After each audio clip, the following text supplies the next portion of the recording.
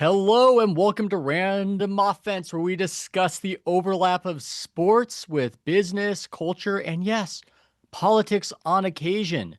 In this show, we are joined by Mike Pesca of The Gist, the ideal person to assist us in this endeavor. Well, of course, except for all of you, because thanks to our trusty producer, Trace Crutchfield, you can ask questions and be part of the show. We would love to have you. But first, our main topic, our initial topic. Can the NBA save the WNBA? Whew, that's a subversive question in many quarters, just to suggest that the WNBA might need saving. And you know what? It might be too heavy a lift for the NBA. Even if there is this eagerly anticipated Game 7 of the finals, which we will discuss, many people have noticed that the production value has been maybe cheap, maybe tawdry. The nostalgia is not there for the NBA. They have lost half their viewership audience for these big events, so maybe they're beleaguered. Why should they be pulled in to help the WNBA, as I have suggested on my Substack? Now, one of my subscribers on the House of Strauss Substack had a rebuttal when I said that the NBA should come in and bring some order to the WNBA, and it was fairly crude, but I think you'll like it. So let me read it right here. A stray shot of sperm has endowed the WNBA with organic growth, garnering the true emotional attachment of new fans. So let's rush in with the exact same corporate vampires who drained every ounce of human attachment from their current responsibility. Yeah, that's fair. But my short answer is that at least the WNBA, at least the NBA, understands itself as a business, whereas the WNBA seems to understand itself and has conceived of itself for a long time as almost a nonprofit. So much so that when Caitlin Clark arrives, instead of just being overjoyed by the attention and opportunities to make money, there is a widespread resentment within that institution towards her. And so now you're seeing the NBA start to get a little bit frustrated, and they want to rein it in. And I hear this behind the scenes. I hear that the NBA is not happy about this. They don't like seeing Caitlin Clark get smacked around, manhandled, or handled, I should say, literally out there, because she is the golden goose, and that's something that they are interested in. And whatever you can say about the NBA, I do think they understand business to a degree. I do think they are invested in the idea of promoting stardom. So right now, they've been operating under this quasi-fiction that this is this separate league. It's kind of under their umbrella, but we don't really run it. And I don't know if that's going to do. They might need to do something different. So let's bring on Mike Pesca to discuss whether the NBA should get involved here, whether Adam Silver should get involved here to prevent Caitlin Clark from getting smacked up. The only time Caitlin Clark should get smacked up is symbolically and not literally, as she happened to have happened to her. Oh, that's quite a sentence I've said. As happened to her by the hand of my local Valkyries. Mike Pesca, nice to have you on. The only time Caitlin Clark should get smacked up is at the service of someone looking to get a Substack audience, let's say, or AM radio. Indeed. By the way, who are we, literally everyone on this planet, to denigrate the idea of one lucky sperm getting through? This explains us all. I just like how it was put. So vulgar and yet so arresting. What a comment and what a point. I'm suggesting it. I like asking the questions that are out there that are maybe a little taboo for whatever reason. The elephant in the room. The elephant in the room to me, Mike, is that Adam Silver is grousing in these comments, and he's not doing it overtly, but there are these just little, I would have, liked to have seen her on the Team USA basketball team, but it's not my job. And I'd like, fairness for. I just realized that my voice for Adam Silver sounds a little bit like the Ben Shapiro imitation of Bernie Sanders, but that's neither here nor there. Is he going to order soup? Ben Shapiro can't do it without Bernie sending back the soup. I don't think Silver's voice, I don't think his accent is that thick, but there's something happening behind the scenes. And this is a little dangerous to get into without accusing anybody of anything. I said it on my Substack. There was a story out there about how poor the ratings were without Caitlin Clark for the WNBA. And I happen to believe that story came from the league office. I can't prove it, but just based on where the story ended up, how the writer wasn't somebody who typically ever talks about these things, how the information seemed a bit proprietary. It looks like there's some angst from the NBA side with how the WNBA is handling things. Do they deserve to handle things better given how they've handled the league? What do you say, Mike? Yeah, they definitely do. Adam Silver, you convinced me, or you make the good case with pointing to the fact that the USA Today writer almost never writes about the WNBA. He's extremely well sourced with the league. These numbers, this is a huge frustration for me. They only put out numbers when they're good. Mm. So it's, and it's not just the officialdom of the leagues. I guess it's their right to do that, but they definitely control information. So we get some information out that cuts against the kumbaya narrative of the WNBA commissioner. Yeah, it does. It's enough to raise eyebrows. And Adam Silver, quite, you know what he sounds like when he says, well, it's not my job to say. He sounds like a good Democratic president talking about the Justice Department, right? Well, I'm not I thought really you were going to allowed say to a go in there. Democratic official talking about Joe Biden in Yeah, 2024, but separation of continue. church and state. They do what they do. But of Mm. course, the WNBA was run more like a charitable organization. Or, okay, maybe if that has a sheen of disrespect coming from me, a literal nonprofit, or a nonprofit is supposed to have zero balance on the books, a perennial loss of profit, and always had been, and different owners. I'm pretty sure this is true. There's no way that any of the owners of the team actually turned a profit per se. And then Caitlin Clark comes along, and the NBA, and you make this point, they're at least a profit making organization. That's what they know how to do. And it strikes them as insane to insanely strike Caitlin Clark. All the Yeah. commenters online in that Fever game where she was getting pre-Valkyries, where she was getting smacked around, like, what NBA star ever gets treated like this? And the answer is sometimes Shaquille O'Neal, but never a wing. So, and Yeah. I don't mean that like a Dallas Well, wing. Yeah, and I think that that is more the result. It's less the result of the ambient hatred towards her in the league because you'll see that played up in certain media outlets, and that's there. There is resentment towards her, but it's really, I think, more about the officials. yeah, And they, that's the point, and that's the one that implicates Silver, right? He could yeah, pay more for the officials. yeah, you could actually run this like a whole league instead of a line item where you're just trying to save money because it's almost like an outgrowth of NBA cares. And so I just love this topic because this thing has exploded. It's Yeah, now an object of national interest. People are making the argument that Caitlin Clark, when Steph and LeBron retire, is going to be the biggest American sports star. And it's this environment where many of the players, whereas I do think they want more money. They didn't necessarily want it to be a business with all that comes yeah, from it.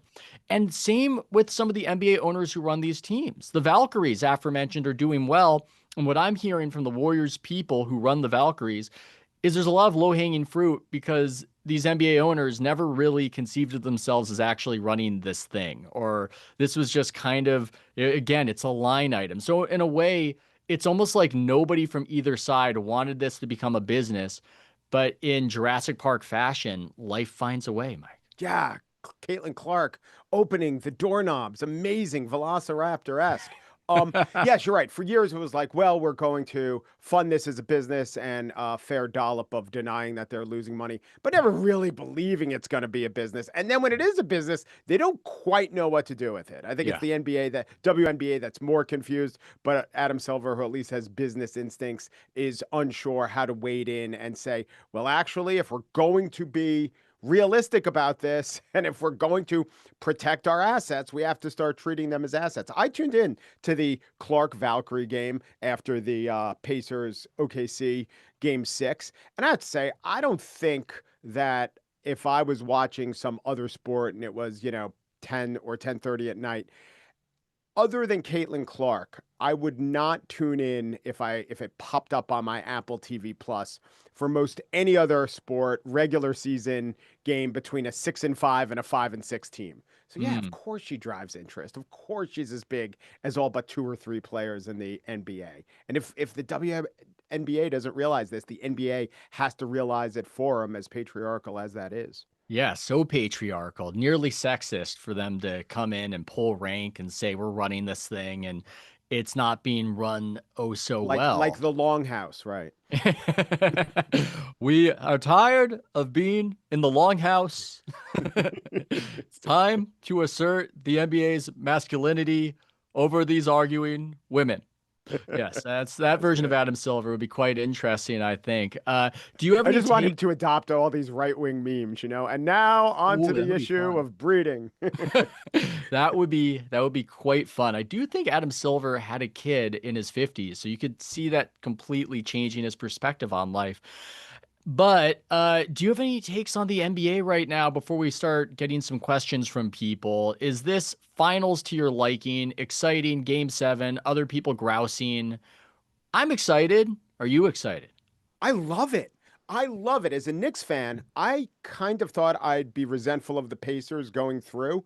Quite the opposite. They're so fun. They're full of fun. They are. And the Knicks, though I love the Knicks, Jalen Brunson, once he gets the shot off, it's usually at an interesting angle, but it's not necessarily fun, not as unfun Mm. as the black hole of the Patrick Ewing era. But all the Pacers, from your Nemhards to your Siaka, that's the plural of Siakam, they're all so much fun. In fact, I was emailing with a NBA expert friend of mine, and I said, you know, everyone in this series is fun. I love Lou Dort. I love Caruso.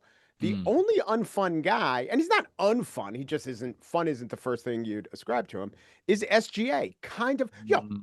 deserves to be MVP, but not really a fun player. There was a sequence with about 4 minutes left in the first half of last night's game where Halliburton steals the ball, which is amazing. And then they do a quick outlet pass, Oh maybe to yeah, this is great. Siakam. Yeah, maybe to Nesmith. 4 minutes left. Doesn't touch the ground. Bing, bing, bing.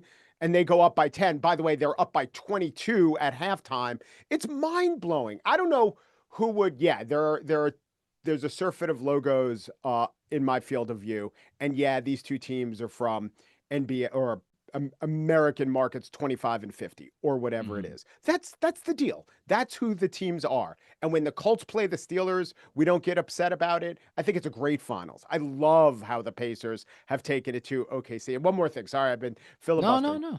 It's funny that Oklahoma City, this is just pure psychology and how we root for the underdogs.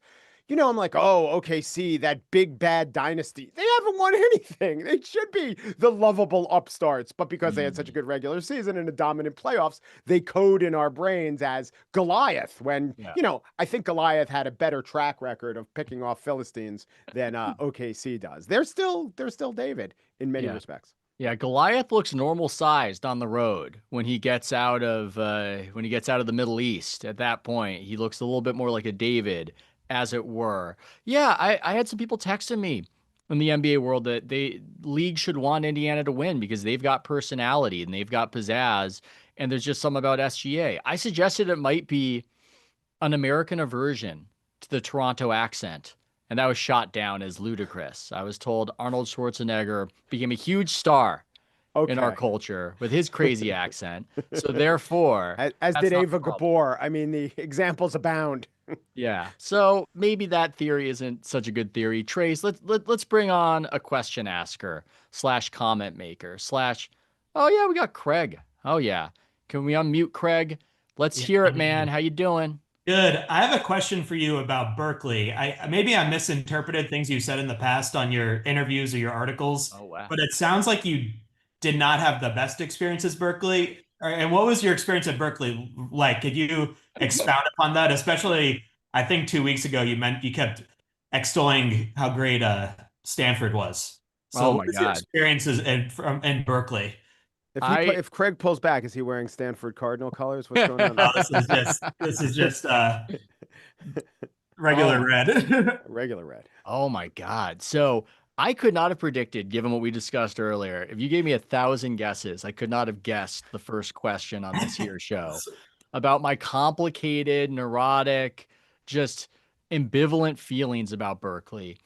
Going there, I don't think I had the greatest time. And I don't know if that was my fault, but I also think it's a very large school and it doesn't inculcate the biggest sense in one of being part of a thing. Now, I'm going to have Mike Silver on my podcast next week to talk about his book, The NFL Journalist, former Daily Californian writer. That guy is just the biggest Go Cal Bears pom pom waver there is in the world. So he might look at me like I'm crazy and look at me like I missed something. I continued to live in the area, but I just felt like there wasn't much of a connection between the institution of the school and myself. Now, for the town, which is a different thing, the town, I do think, has a deep darkness within it. This was a take I did not expect to get into. And the New Yorker writer J. Caspian King, when he moved out here from the East Coast, I told him this, and he looked at me like I was being negative. He looked like I was being cynical, maybe even right wing in his estimation. I don't know. And then about a year later, I met up with him, and he said, okay, I see where you're coming from on this. I understand it. There's just something incongruous about a town that's really into a certain kind of politics and might even be a little bit pro-Marxist or whatever, where every house is $2 million in price. And I feel like a house divided cannot stand, whatever you want to say about it. It just creates this weird condition where something is off about Berkeley. But to be fair, Craig, it might be in my own mind. I don't know. Those are my feelings. It's a beautiful town. Beautiful. Natural beauty, great food. Do you think it's because I know you're from San Diego and I know it's all California, but San Diego is very different from Berkeley. I mean, politically, it's one of the more conservative cities in California, and the weather, like Berkeley's foggy all the time. Do you think that affected it at all? Yeah, let me get my San Diego voice going for this question. Yeah, I think San Diego's weather is a lot better, and I really don't like how in San Francisco this week it's a high of 59 degrees. And I know that Mark Twain quote, everybody likes to laugh at it and think it's cute, but I don't really think it's so great. And I kind of think that the weather here is closer to Seattle than San Diego, as people from outside here might assume. So that's what I would say about that. Okay. Okay. Thank you. I'm going to do the rest of the show in that voice now. Do you think Um, Berkeley is underperforming for its undergraduate experience because they don't have to, just given there are no market pressures, they have way more applicants than they could ever get to, 100 times more? Yeah, I think there could be something to that. They shove you in these little sardine cans, these units, they're unit apartments, and I had three to a room, and I think it's also expensive. It doesn't seem that great, really, I would say, but it's got a certain cultural cachet. I think a cachet, a reputation that was in conflict with the reality when I was there. The people around me were engineering majors and business majors. They weren't into protesting. Maybe that's changed. I don't know. But look, it wasn't a bad experience. It's just, I can admit, I can be honest. I did not apply to Stanford. I did not get rejected by Stanford. I've got no complex about it. But when I went there, to drop a name, Mike, when I went there to get a tour from Sam Presti, not Sam Oh, Presti, Sam Hinkie. That would be weird if oh, Sam Presti did that. He still usually interesting. it's like, why is Sam Presti doing that? It's not his remit. He should be giving me a tour of Oklahoma, which he does. He gives tours of Oklahoma to people. But Sam Hinkie, the other GM, I thought this is just beautiful. It's utopian. Let's just admit it. It's way better. I have no issue doing that. I know it's sacrilege. And did he tell you, look, even if you don't like it for the first year, first 2 years, trust the process? I don't know if he casually drops that. Here's what I'll say about Sam Hinkie, Oh, folks. yeah. Does he run away for the quote most associated with him? That's interesting. Here's what I'll say about him. There is an image in people's minds of that guy. For those of you who do not know, Sam Hinkie became archetypal or symbolic of nerd GM who thinks he's smarter than everybody else and doesn't understand the human element. If you talk to him in private, in person, because he doesn't give many interviews, it's almost jarring because he sounds a lot like Kenny Powers. His voice sounds like Danny McBride. And so that's the guy that you're interacting with. This is very valuable for everybody to know. I don't know if we've necessarily tread any new ground in how the WNBA or the NBA should be run, but it was interesting. I got derailed. I got detoured right there, and I started dropping names, Mike, as happens. I liked it. I didn't know that you were given a tour by Sam Hinkie. That's really awesome. No Yeah. NFL top brass gave me a tour of Emory when I went there. I also once discussed Berkeley Hmm. with the how would we describe Michael Anton, the rightist, Yeah, is his he a Flight paleocon? 93 author. Yeah, Yeah, the Flight 93 election guy. yeah. And he had a slice of Zachary's pizza. And I was trying to engage him on subjects. And he just kept turning back to the Zachary's pizza. And he would not deviate from his conversation about what a glorious slice of pizza this was and how perfect this was. So that's my Wow.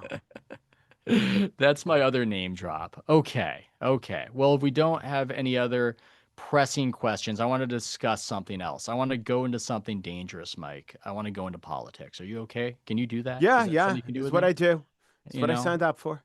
Because I feel like you kind of glanced at something. I felt like you talked about a dynamic and I looked at it, and in my criticism of you and my criticism of you, it just runs rampant. Oh yeah, I the felt scathing like criticism. you, Felt you that. might have missed a bigger story here. Okay. You wrote about the Terry Moran tweet about Stephen Miller Yes. leading a Moran exodus to Substack, and you predicted accurately that he would do really well on Substack. There'd be a Yes. bunch of people. And then you posted all these people who have left the very mainstream, the tippy top of the mainstream, and they've come to Substack. And this chart that you had, it blew me away. It really did. I don't know if we can throw that card up on the screen or if we've got that handy. This is I from believe, on the gist list. Oh, look at this. yeah. You gussied it up. Yeah. So every day on my Substack, I put out a thing called the gist list, and Terry Moran was in the news. And this is something I've been thinking about for a while. But there is, yes, I called it the mainstream media martyrs. This is the game plan. This is what you do and how you have to do it. Is that where you were going? You think that's where I'm going. I was going to have you guess, but that's not necessarily what I'm observing right here. What I'm observing right here is the massive market power of the liberal baby boomer. That's what I'm Uh-huh. observing right here. Because look, we can't interview everybody who's subscribed. And but I know, I know the type of person subscribing to Jennifer Rubin, to Dan Rather, to Jim Acosta, people who made big names in these mainstream institutions that just recently we felt as though that they had shrunk and they weren't so relevant. We were all going to Substack because we were part of this new thing. They're still here. And I'm tying this, Mike, I'm tying it to the No Kings protests and a lot of the pictures that I saw of the protests. And I say it descriptively instead of pejoratively. So many old people at those protests, so many oldies. And I Just found that, descriptive, saying oldies, golden oldies, yeah, golden oldies. decrepit, no, People vibrant in oldies. people in my family People going of to whom the we say they live a rich, full life. they do. They do. People in my family went to the protest, and Yes. I'm so interested in this, and I wonder if you are too. I feel like this is one of these other in between topics people don't want to discuss. I feel like it's unappealing to the left because they conceive of themselves as this vanguard of the future. And it's a threat electorally to the right because old people vote in such high numbers. So if there's this baby boomer faction that is asserting itself or trending liberal, that's something I did not see in my life. When I was a kid, old people weren't mass protesting against the president. That's not something that existed. It exists now. I guess first of all, Mike, am I observing something that's happening? That's number Yeah, one. Then that we I can mean, discuss the ramifications. I didn't realize it was rampant or this was the norm, but that's the norm. And my in-laws, this is what they did. We're going to the No Kings protest. They take part in my father-in-law takes part in every protest that you don't know it's a protest until afterwards. He tells you, "Oh yeah, I did the postcards for Trump Day." I'm like, "There was a postcards for Trump Day?" I actually came across his postcards and they were increasingly hostile. Don't worry, the Mm, Secret Service is not visiting him, but he really is upset with Trump.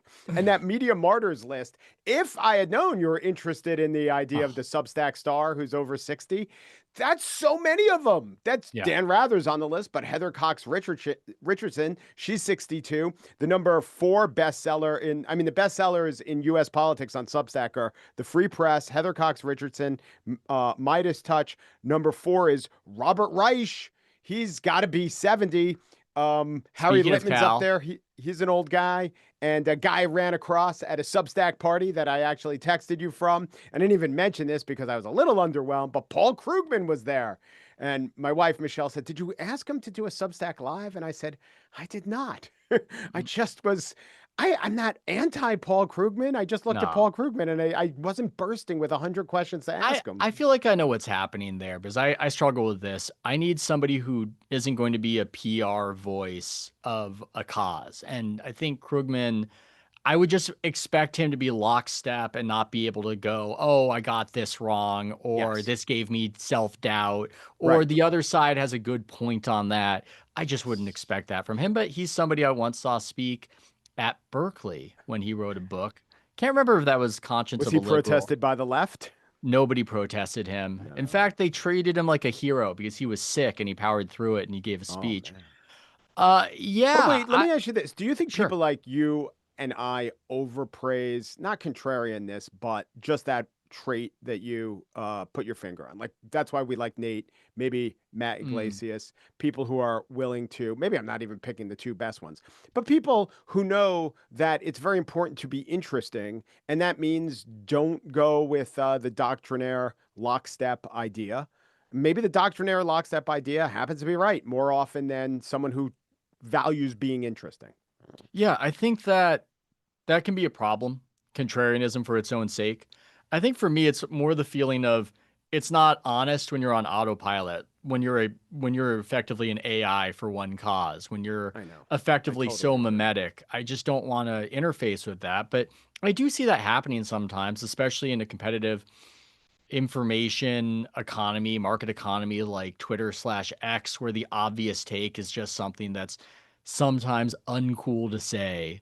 So yeah, that can be an issue. I'm interested in the baby boomer cohort in general in this aspect specifically because I think what's happening partially, sort of like how the WNBA wasn't ready for how things actually shook out. I feel like we got used to the rhythms of life and we were used to when the old got old, they were immediately irrelevant, immediately get off the stage.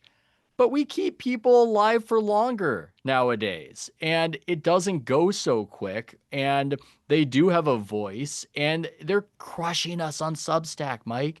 They're killing us. They're Well, there bigger than us. all the yeah, but all the other outlets are, except for Facebook, they can't really interact with. And No Kings is a real life protest. It probably was mostly organized via Facebook. I know that postcards thing was. I think that I did another very baby boomer event. I went to Seattle and I interviewed Jake Tapper and Alex for their book. And outside the world of everyone being mad at Jake Tapper online, in the real life world, he is the number one bestseller. And all the 70-year-olds who went to the PBS event loved the guy, or at least were very nice to him and seemed to love the guy.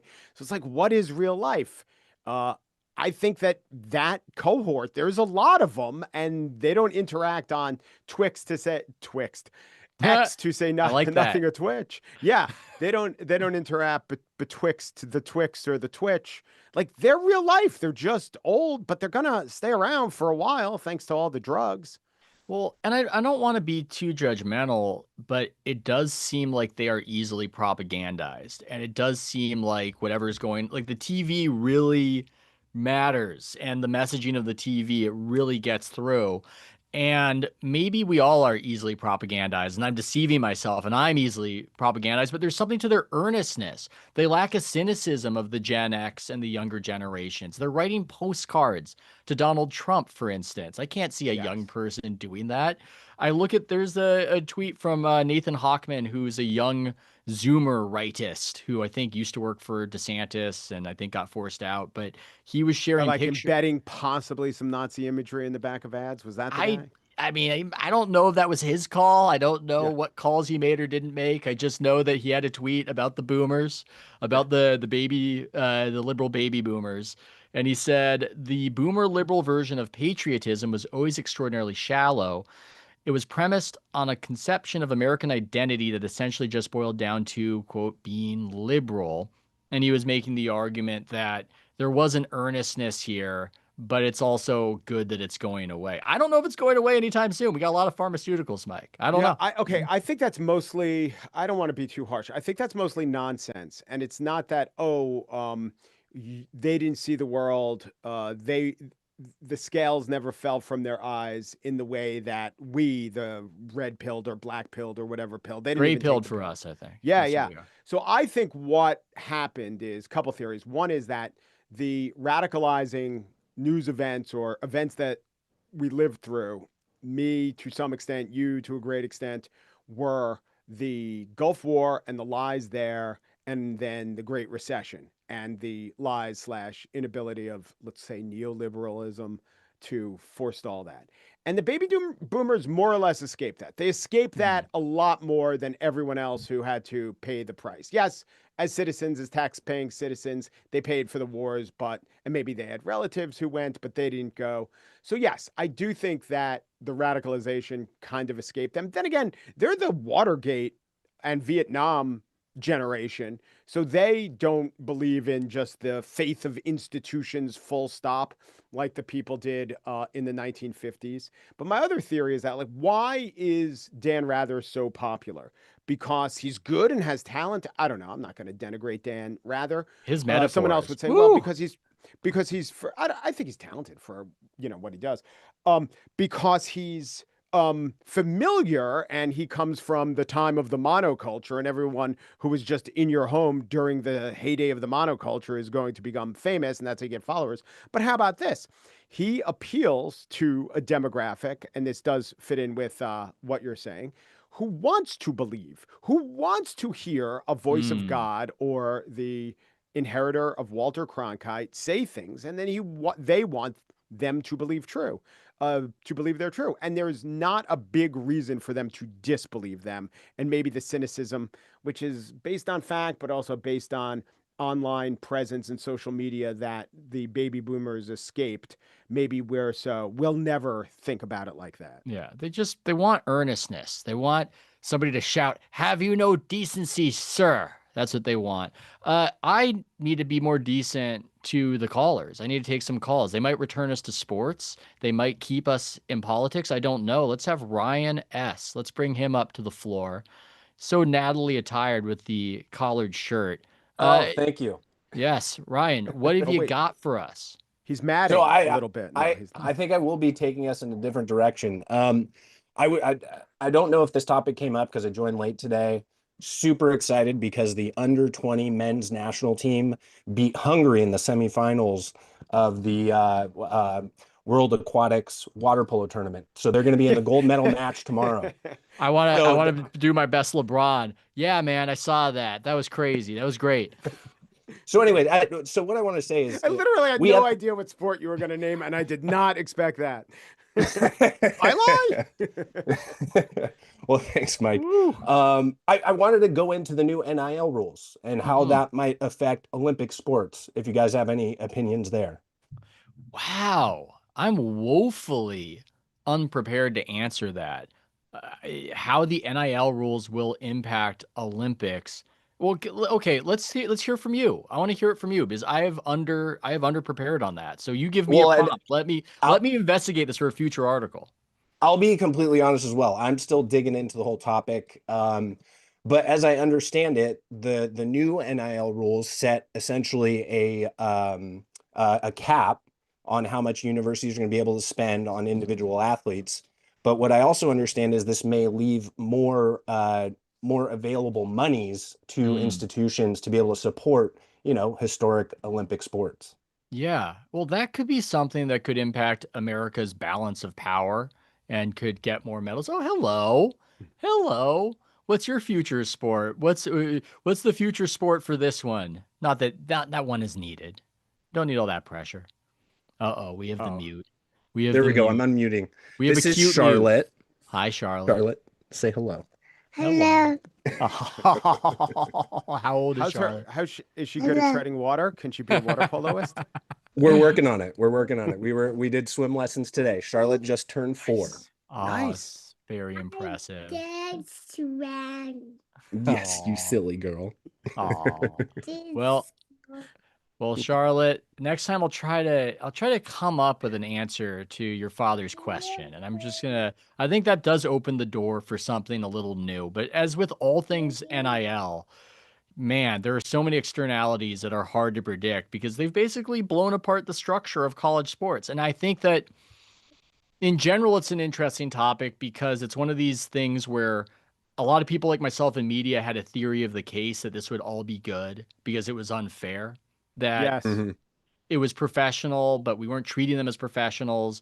But then we also could not admit that doing this would maybe break what people liked about it. And that seems to be part of it. I know that's not the Olympic part of it, but that's something right there. So, Yeah, I Ryan, liken it to having made this analogy on this show. I liken it to New York City's pot rollout. It was unfair to keep it not in front illegal. of Charlotte, Mike, please. No, Appropriate. we've It's destigmatized both okay. It's pot okay. and to some extent water polo. Okay. Okay. Well, thank you, These Ryan. crazy Jamaicans / Hungarians. Yep. Thank you, Ryan. Thank you, Charlotte. Can we get Aaron on? Mr. Aaron Reyes. Aaron, if you don't have a cute toddler to present, No. that last segment is going to be where viewership spikes. Oh no, he's repping the Dodgers. I got San Diego Shohei, voice is gonna. baby. I You got just think it's Shohei. okay to bean players like that? You Yeah. think it's okay to bean Tatis repeatedly? It's absurd. Oh my god. Okay, fine. Let's Hey, hear what you got to say. actually, to fold that into the earlier conversation of WNBA, I think it's great. So my era, I'm not a boomer, but my era of basketball definitely is the 80s and into the 90s. And it's just, there was nothing as amazing. And I'm a huge sports fan, but there's nothing as amazing as 1980s NBA, the East especially. I'm from the West Coast, but I live in the East Coast. But the East was war. So you're talking about, for those who don't know, the Padres and Dodgers smacking each other up. That's what you're talking Yeah. about. And by the way, the WNBA, the same thing. I had this sort of, protect our little baby CC kind of conversation the other day. And I'm a huge CC fan. I love her. She's great. She's great for the game. All these other great women coming out of college are amazing. And I actually think there's a bigger WNBA discussion, which is how the NBA has constrained the WNBA for well over a decade of expansion, not investing, kind of playing this sort of fake game of, oh, it doesn't make any money. Well, you can't expand, you can't sell. We have the NBA. I put an article in the chat. The NBA has a 42% ownership in the NBA and in the WNBA and doesn't invest, right? And what they're really saying is, well, we have a put option on the WNBA, and now that's getting kind of called in. I actually believe what should happen is kind of a private equity thing that basically buys out the NBA and just lets the WNBA rip and just get to, I mean, not immediately, but get to 24 teams over like maybe 8 years, something like that.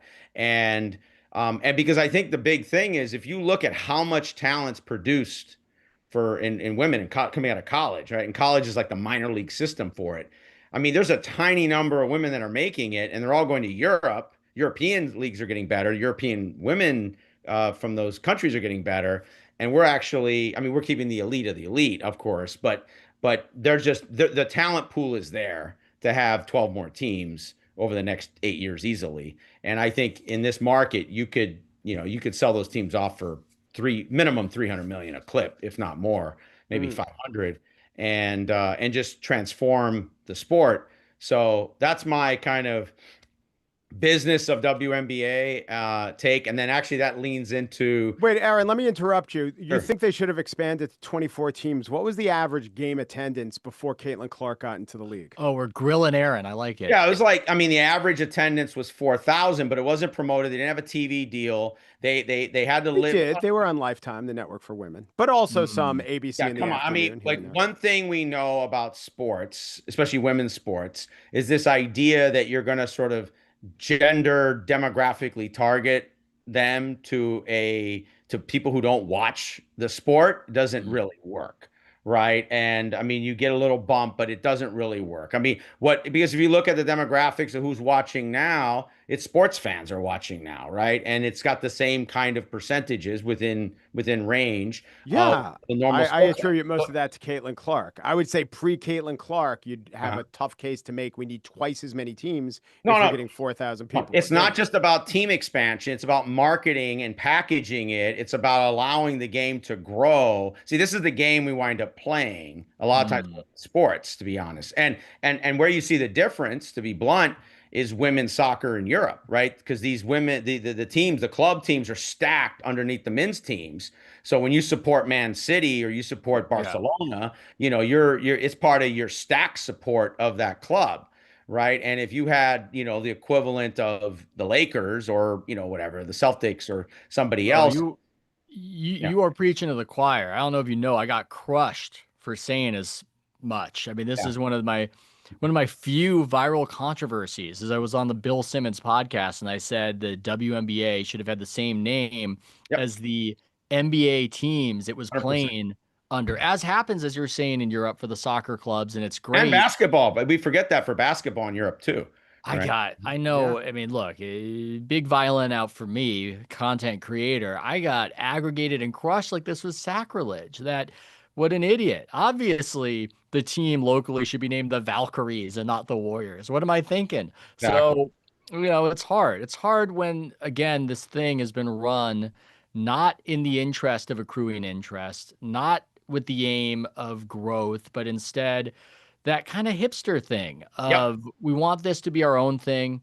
We don't want interlopers. And even if you can provide us with all this money and opportunity, it's not what we're about, which is why I favor my NBA hostile takeover / whatever you're discussing with equity coming into it. And I don't even know what. It just feels like something should change. Um, Very great stuff, Aaron. I don't know if Dustin Eden wants to ask a question. I see him. He doesn't have the hand up. I don't want to call him if he doesn't have anything. I think that would be rude. It would I be think he put mean. something in the chat. He put some in the chat. He's thumbs up. Should we get Dustin on the floor? Okay, let's get Dustin in there. Thanks so much, Aaron. Let's get a Dustin in there. I mean, I don't know. Maybe he needs to put a hand up for it to be possible. Think I understand how technology works? You would be wrong, people. There we go. There's Dustin. Now he's There we go. unmuted. Perfect. Let's hear something, man. You've got a great setup. Aaron's far more educated on the WNBA. I don't have stats to bring to the conversation, more anecdotal. I was at the gym the morning after Caitlin Clark came back from her injury, playing against the Liberty. Liberty were undefeated. She goes off. She's shooting from 35 feet out. Just incredible to watch. They play NBA highlights at the gym all the time. They've always got it on ESPN. Nobody's watching the TV. I looked around during the Caitlin Clark highlights. There's like 6 muscleheads at Gold's Gym. Just absolutely fascinating. Just watch. I mean, it's amazing how much attention she generates. So I'm just super curious, the reaction to her within the league, right?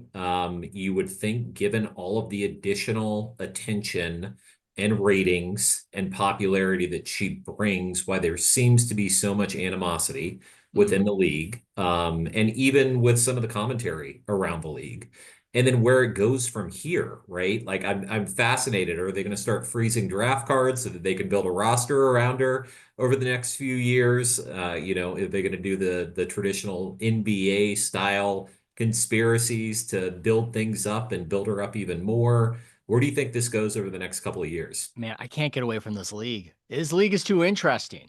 For a while, I wanted to stay away from it. I really did. And my friends would make fun of me.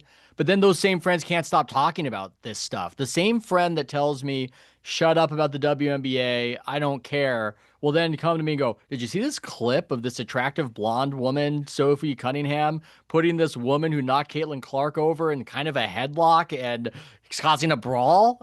What's going on with this? I need to talk about it. This is great theater, great drama, great TV.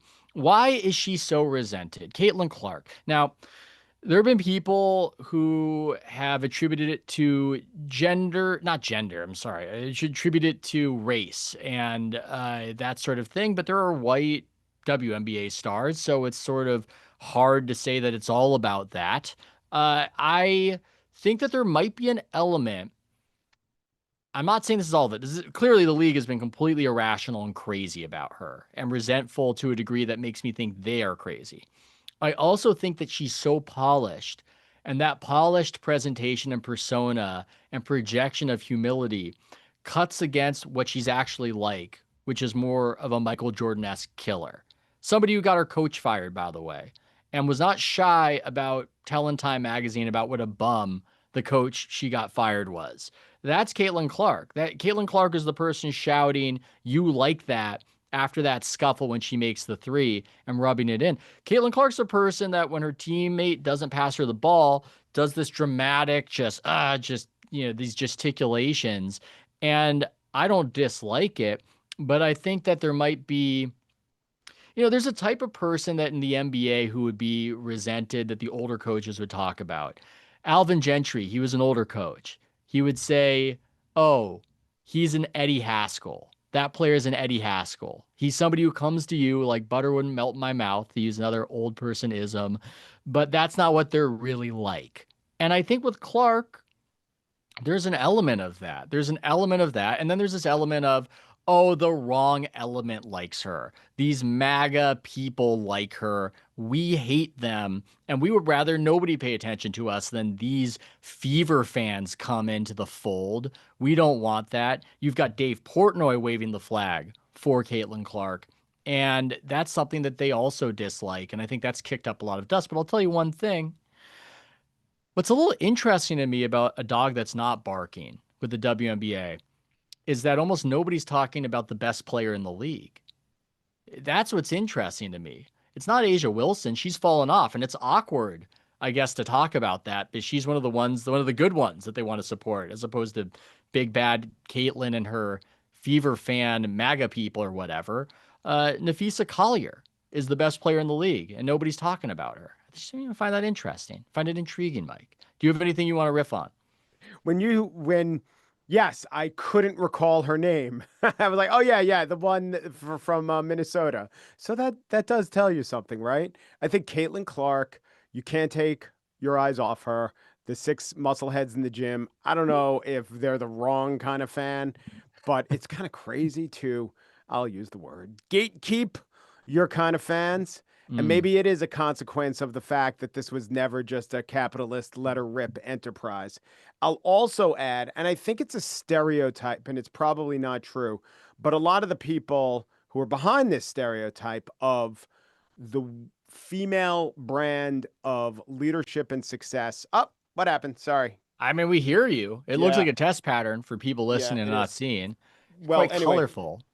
The sentence was going to be the female brand of leadership. Yeah, that's that. And here I am. I'm all the way over here.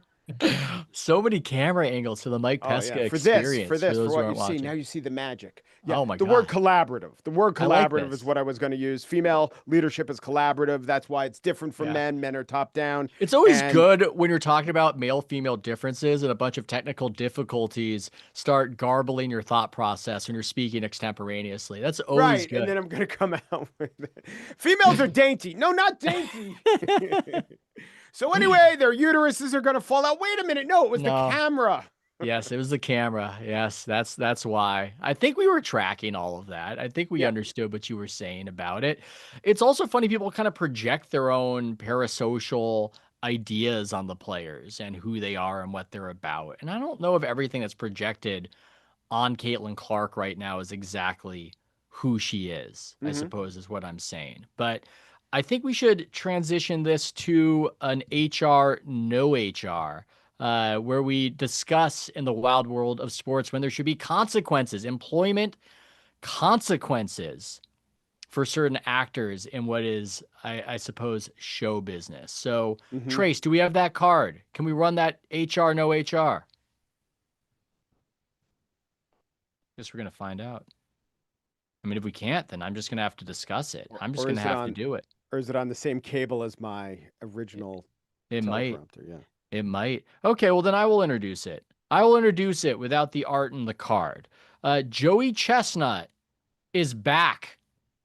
He's back at the Coney Island July 4th hot dog eating contest. For those of you who do not know, he was banned from it in 2024 for doing a sponsorship deal with a vegan hot dog company. And therefore, I know that this is one Mike would love, was banned, but he has been admitted back. They have reconciled their differences. I present that one to you, and I'm going to juxtapose it against a different one. You are going to be my ruler, my arbiter, Mike, about which one is a worse miscarriage of justice.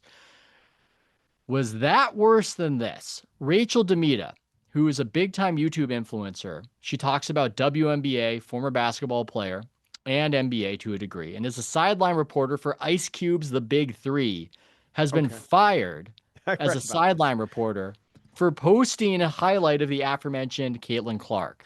The Big Three recruited Caitlin Clark.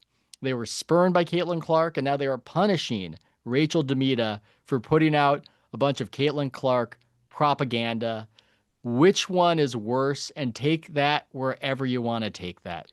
The answer is the hot dog eating contest is more acceptable because vegan hot dogs threaten the very foundation of hot dogdom in general. So perhaps Joey Chestnut could say, "Oh, this is just but an alternative form of eating," but take it to its logical extreme. It will save all the pigs and all the cows, but also put the entire idea of Nathan's out of business. Whereas Demita and the big three, yes, I know that she was spurned in the moment by, or they were spurned by Caitlin Clark. But one day when Caitlin's in her early 40s and the big three is still around, she'll say, sure, I'll put together a team, maybe of all different players who I got in fights with at the when I played for the WNBA. It's worse. What is the hot dog eating contest without Joey Chestnut? He beat Kobayashi. Remember when fat guys used to win the hot dog eating contest? Joey Chestnut doesn't have much of a personality, but they put one on him, right? With all the introductions by Tim Shea, who wears the boater hat and conducts himself like he's a carnival barker from the 1920s. And they play Baba O'Reilly, and Joey Chestnut comes in a horse-drawn carriage. It's amazing. So yeah, I think the greater indignity or the stupider thing was the big three one, but the one that I'm, of course, that I mourned for much longer was Chestnut out of the hot dog eating contest. By the way, one last point. Yeah. Beyond Meat and all these meatless meats, they kind of had their moment and crashed, didn't they? Yeah. No, I felt that. I didn't think we would take it there in the show, but there was a moment where it was intriguing. And we might get back to that moment with the technology. They might be able to grow. I was at a conference with some people who were very confident that they could just create lab-grown fish that was delicious. And these were conservationists, and they were very interested in wildlife. These were not crazy kooky people as far as I could see. These were serious science-minded people, or at least they were able to trick me and make me think that they were sophisticated. Maybe in the future, they will get it the way it needs to be gotten, and the steak will taste like steak, and the burger will taste like burger. But there was a moment where I think the hype had people checking it out, and there's been a vibe shift against it. And that's what I see anecdotally. My theory on that is that I think taste wise, I know there's one of them that can't get bacon. There's one meat that's out there that's the holy grail of the meatless people that they just can't nail. But, when I had my breakfast sausage patty at Dunkin' Donuts and it was meatless, it tasted fine. Maybe that's just the ketchup talking. But you know what I think really cut into it is as the meatless technology was, if not perfected, made adequate enough that if you were motivated to tell yourself it was just the same, then it really was just the same. That exact moment is when this backlash against ultra processed food came out. And meat is this meatless. It's the most processed thing. It just stepped on and stepped on. The whole thing's a process. So I don't think that they saw that cultural trend and they got whipsawed by it. Yeah, I think that's completely true, that the organic movement was also part of it. And now what seems big out there is eggs. Eggs are huge. Eggs seem like they're having a moment right now. Yeah, because we took them away, right? We were made to feel what it was like to pay $9 for them. And now Zoran Mamdani is going to have not a free, but a city-run grocery store that apparently has access to the un-avian flu affected eggs. You didn't think we'd take it to the New York mayoral race either. I think you're right. It helped the salience of it. And then politically on the right, eggs became a thing. Raw egg nationalist became a person about how that's bodybuilding, fundamentally bodybuilding. Sure. Eat 30 eggs a day and whatever. Yeah. Rocky before his run when he was playing with his turtles, Cuff and Link. Yes. You ever do it? You ever put raw eggs in a drink and drink it down? I've done that. I've done the Orange Julius where you do milk, raw egg, and orange juice. And it's quite delicious. And I've done it with a little bit of tahini right there. I put some Metamucil powder in there. I mean, that's a way you can go with it. Now, the recommendation, and look, you guys can ask more questions because we clearly are off on a jag right now. We are digressing to an insane degree right here. But don't make it seem like we're just tap dancing to try to have something to say. This is what I want to say. This is all I've ever wanted to say to you. Oh yeah. No, I'm being self-deprecating. I think this is a legitimate topic and I'm pretty excited to be discussing it. And I like that I have a platform to do it with. Thank Uh, God you do. Remember when you were silenced when you couldn't talk about the egg right? oh, it's a problem. As at the Athletic, I was so hemmed in. They never let me write about eggs. It's horrible. Tim Kawakami, he wouldn't even let me cover the 49ers or write about eggs. It was just so frustrating for me back That's there. unbelievable. But my one recommendation before I take another question from Aaron, cream fried eggs, people. Cream fried eggs. You might think that you should fry up your eggs in olive oil or in butter. That's just how we were raised, people. You put some heavy whipping cream in there. You put some salt on that heavy whipping cream. And when you put your eggs in there, the cream is going to fry up a little bit into these nice caramelized little fatty bits. And it's not going to get overburnt like it is with butter. And you're going to thank me later. So that's my Did you teach? I recommendation. know you're a chef or a cooking enthusiast. Did you teach yourself these methods or pick them up along the way? I think I picked them up along the way. And occasionally I asked YouTube and occasionally I asked the great former NBA writer Kevin Arnovitz. But let's have Aaron give us some pontification as So, so, we. so quick thing. Yes.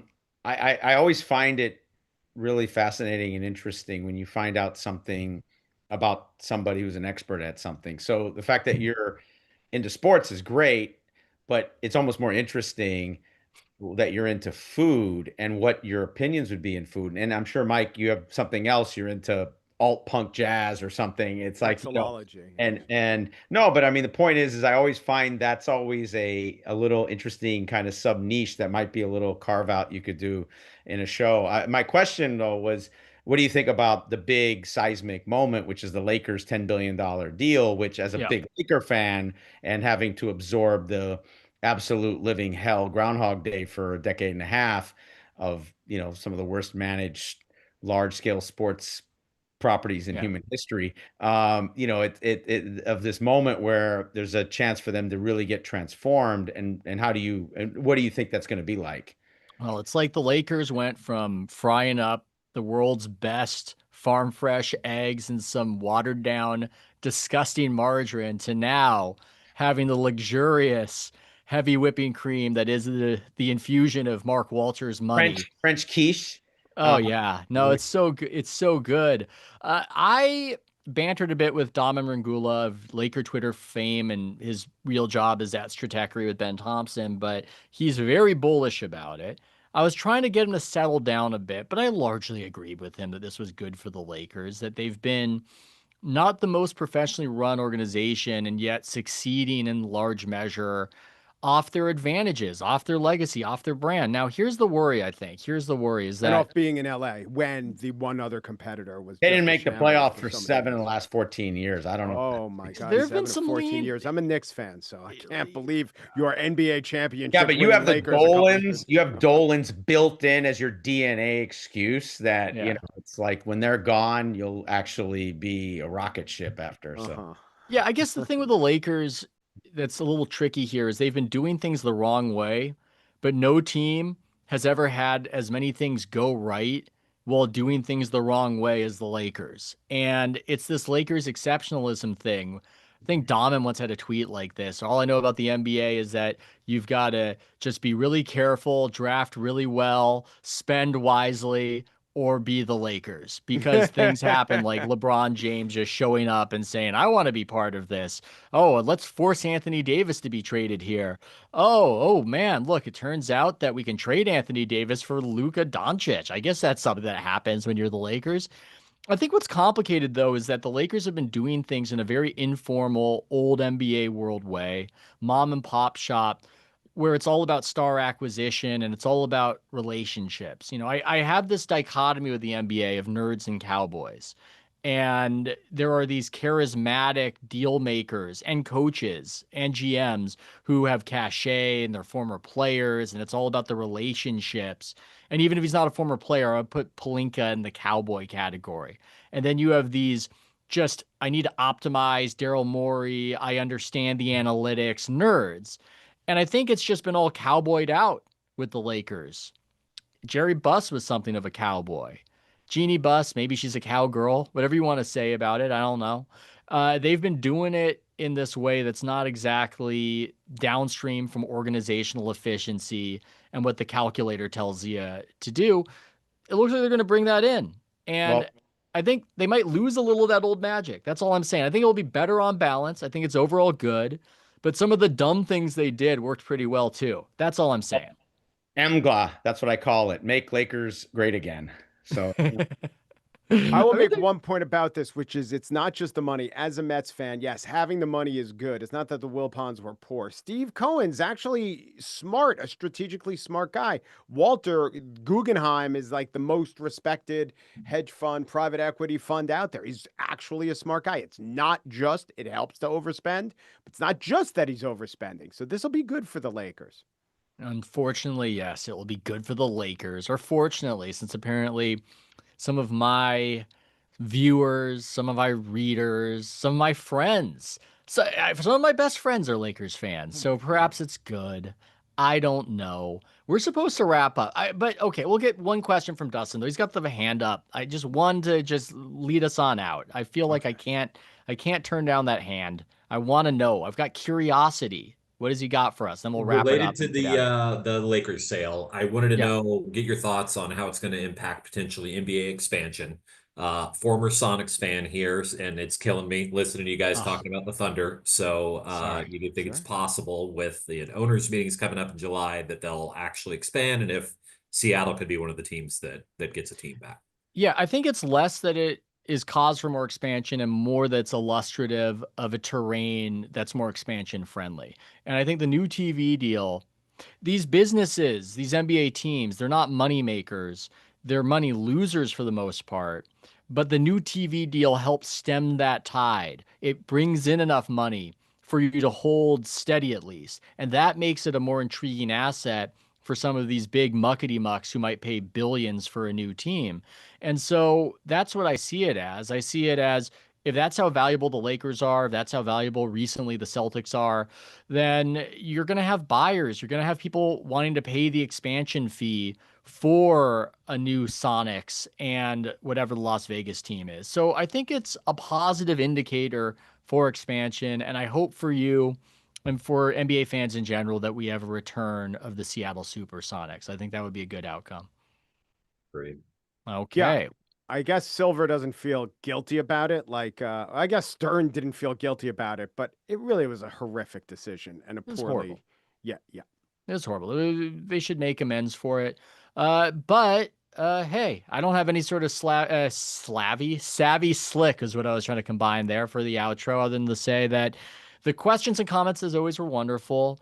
Mike, you did a fantastic job. We love your intelligent gregarity.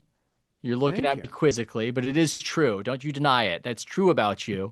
And thank you I to am all of into you out there. vexillology. That wasn't just throwing it out there. That's my other Okay. area. I mean, I didn't hear what you said. It sounded like fancy talk, whatever you said as I was talking. Tried to fancy it up, cream egg boy.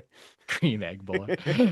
Thank you Not an so egg much. cream. That's my side of the continent. Yes. We'll see. Oh God, I was gonna make some sort of dad joke about the cream that rises to the top in Game 7 of the NBA Finals. Look, you know where my brain was headed with that. I'm not gonna actually realize that. But thank you to all of you. We will see you next time, Friday, 4 p.m. Eastern.